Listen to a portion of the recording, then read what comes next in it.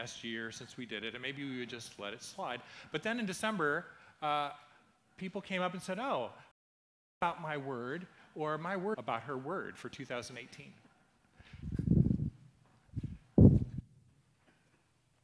So I think I'm one of the people where the word chose me, because I chose a different word. You know, you're pretty open.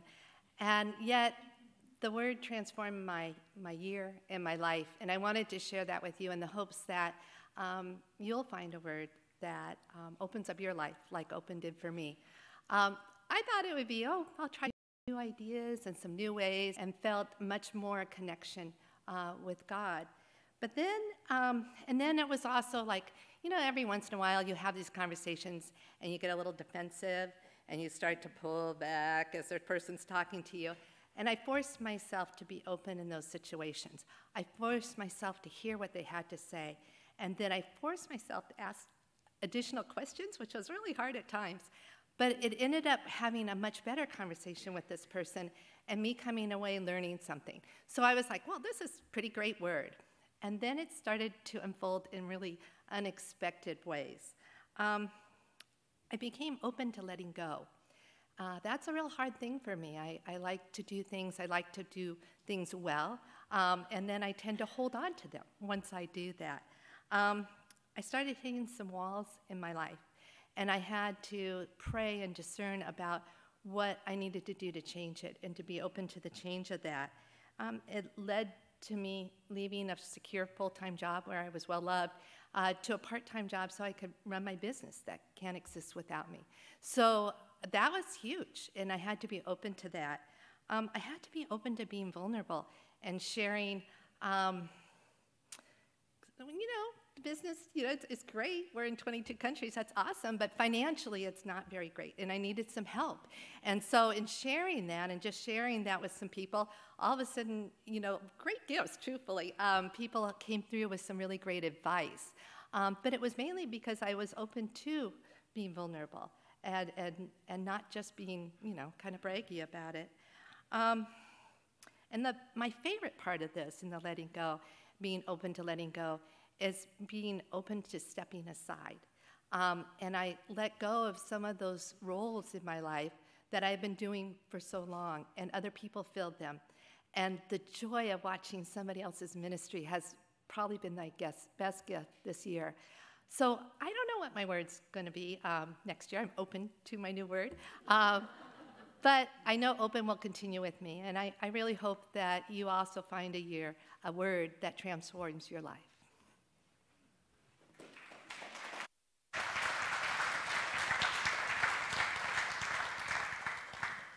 Thank you, Lisa. My word last year was breathe, and I picked it, or maybe it picked me too, because, you know, last year, December, January, we were right in the middle of our construction project, and things were just sort of rather chaotic, you know, and we were thinking, you know, oh, well, no sweat, we'll be in by Easter.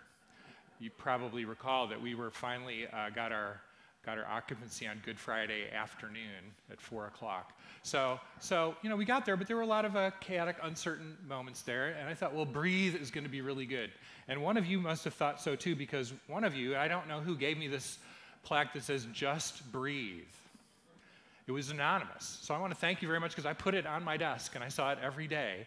And, you know, when the crazy decisions came, like, well, do we want to grab the tile for an extra $1,000? Do we want to do this? You know, and it was like, I would just, Greg, just breathe. You know, I also remembered my favorite saint, Julian of Norwich, who sort of goes with this. Julian of Norwich says, all shall be well, and all shall be well, and all manner of things shall be well. And in the short term, of course, that's just not true. But in the long term,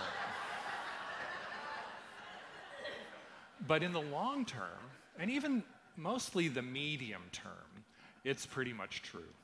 It's pretty much true. So thank you to whoever gave me that. I wrote you an anonymous note. I hope you got it. But if you didn't, this is your thank you. This is your thank you, because that was really very special to me, and it's still a word I'm going to hang on to.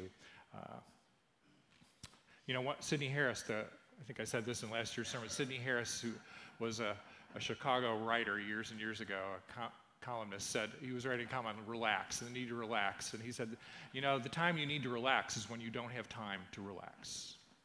And the time you need to just breathe is when you really don't have time to just breathe. But if you take the time to breathe, then there just seems to be time to do everything else you need to do. And breathe, of course, is the word for spirit, same word in the Bible. So it was a really good word for last year.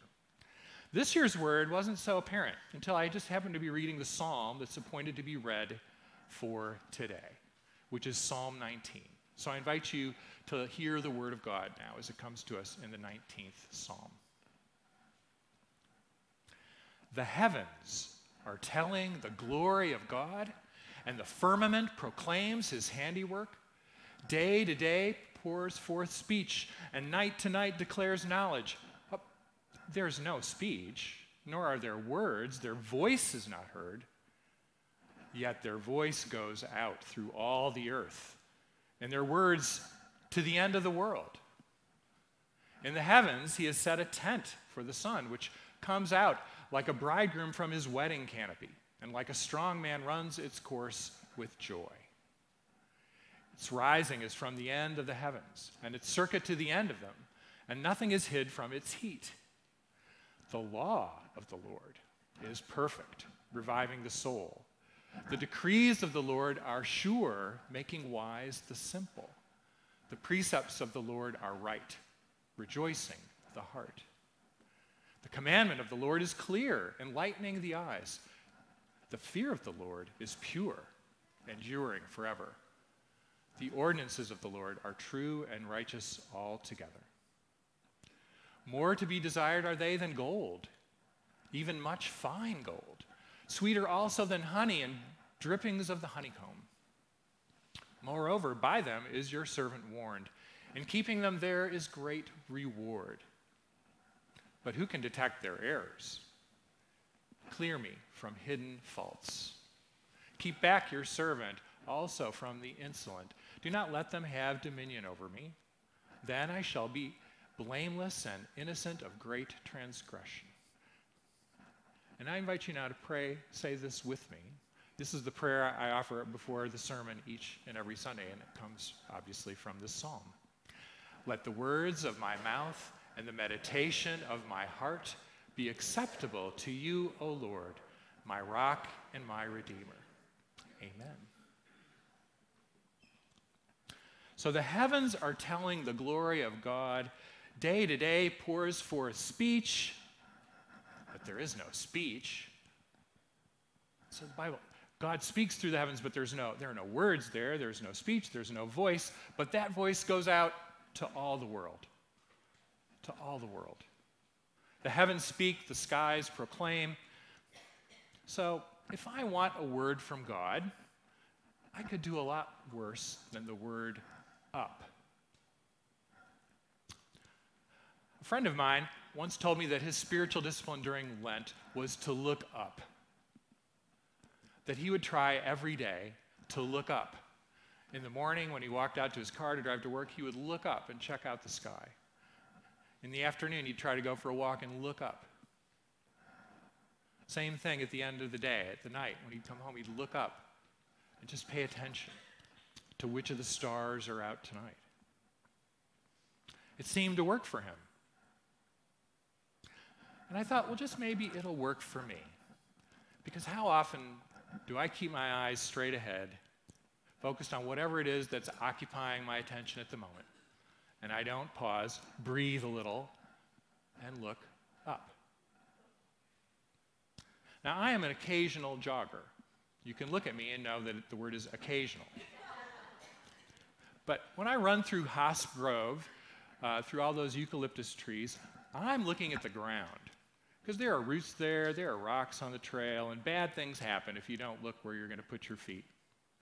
But sometimes I'll get through my whole run and I'll realize that's all I looked at, was the path right in front of me. And I missed the trees soaring up into the sky, gently swaying in the breeze. I miss the green growth that has just sprung up in these recent weeks, and the nasturtiums that are just about to bloom right along the path. I missed the little view of the ocean that you get at just this particular point rounding the hill. All because I'm not looking up ever. If I don't look up once in a while, I might as well be on a treadmill in my garage. So if my word is up, I'm hopefully, when I'm in those moments, I'm going to look up and try to take it all in. You remember the rules in driver education? You know, your hands are 10, 20 on the wheel. You know, you're supposed to leave yourself an out, always leave an escape route. And aim high in steering. That was always the weird one, I thought. Aim high in steering. You know, don't drive with your eyes focused on the license plate of the car in front of you. Aim high in steering. Try to get the big picture as you drive. Beware seeing the details, but missing the big picture. Beware missing the forest for the trees.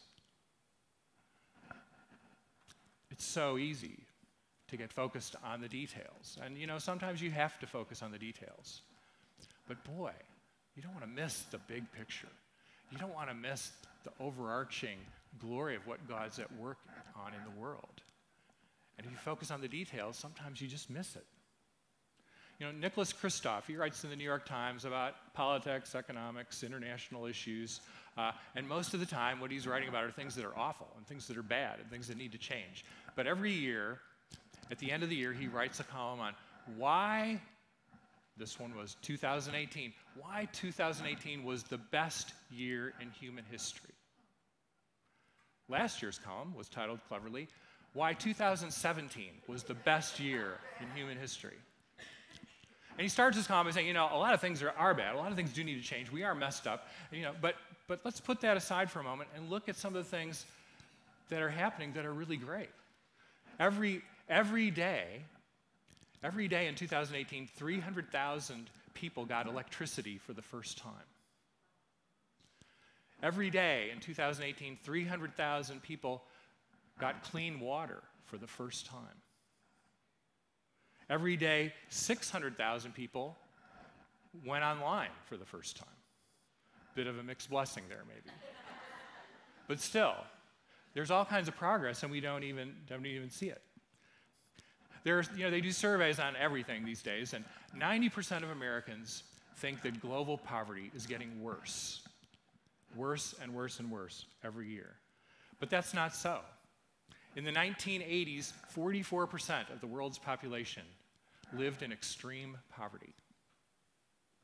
44% just 30 years ago. Now the figure is less than 10%. That's a huge difference, a huge change. Dr. Hans Rosling, who's a scholar of international health, wrote last year, everyone seems to get the world devastatingly wrong. Every group of people I ask think the world is more frightening, more violent, and more hopeless. In short, more dramatic than it really is. So there's plenty to worry about, and there is plenty to work on. No denying that.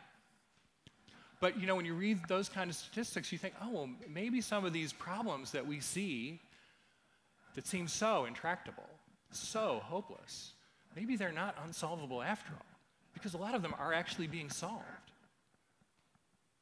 And that gives us hope, but you have to sort of look up to see that, to get the big picture. And that, I think, gives you energy to work on some of the things that aren't so good. If you know, wow, we really can make progress. We really can build a better world by the grace of God.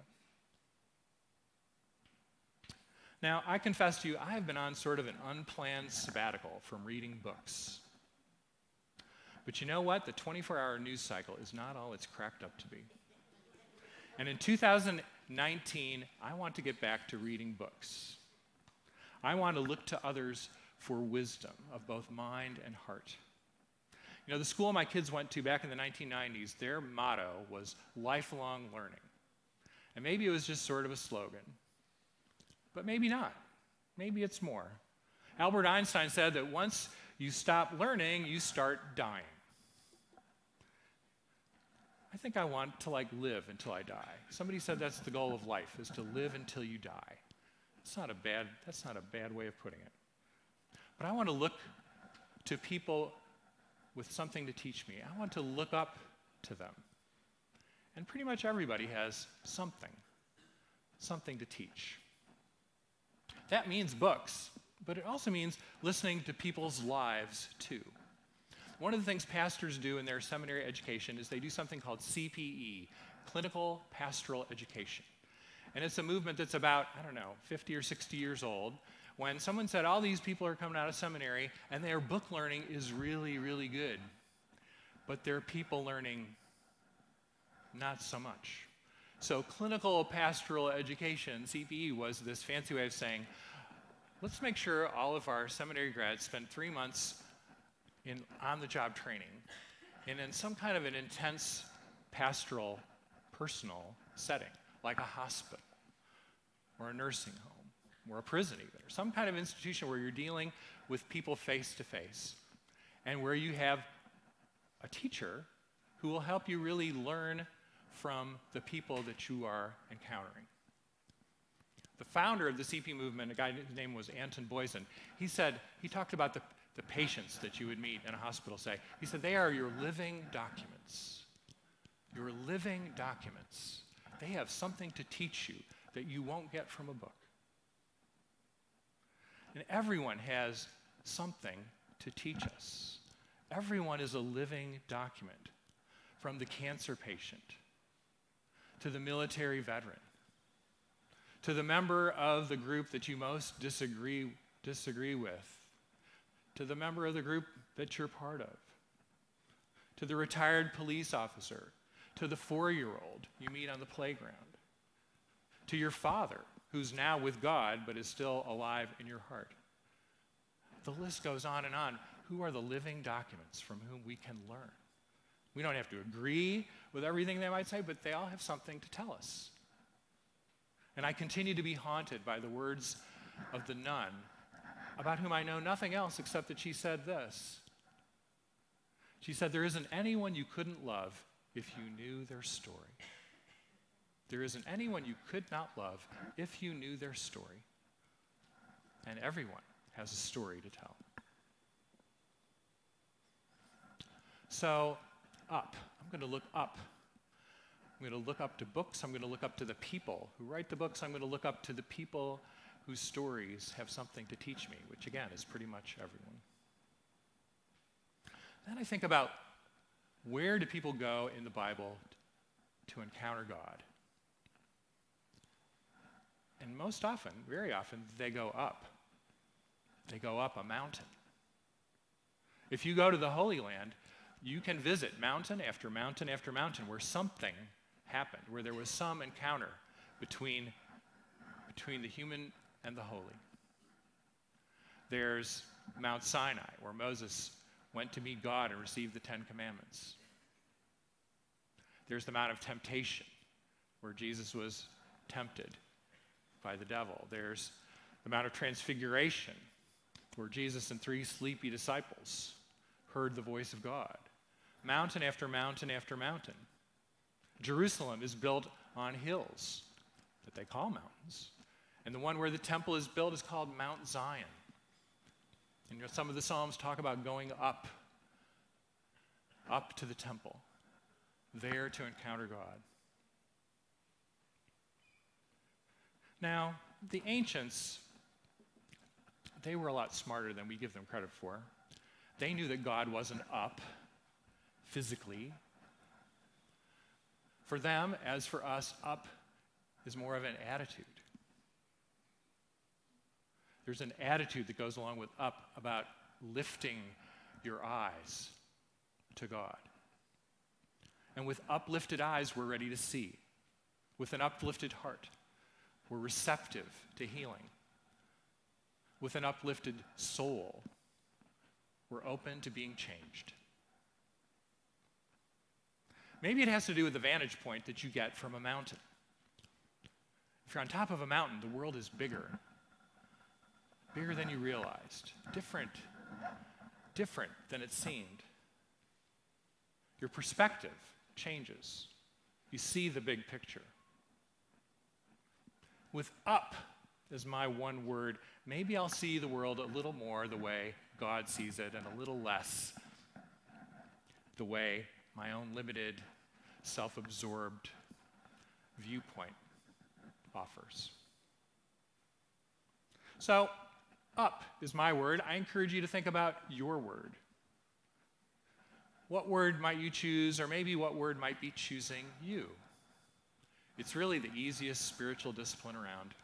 You don't have to set your clock at 5 a.m. every morning to get up to pray. You don't have to, not that that's a bad thing, although, I don't know, I pray better at like 9 a.m. than 5.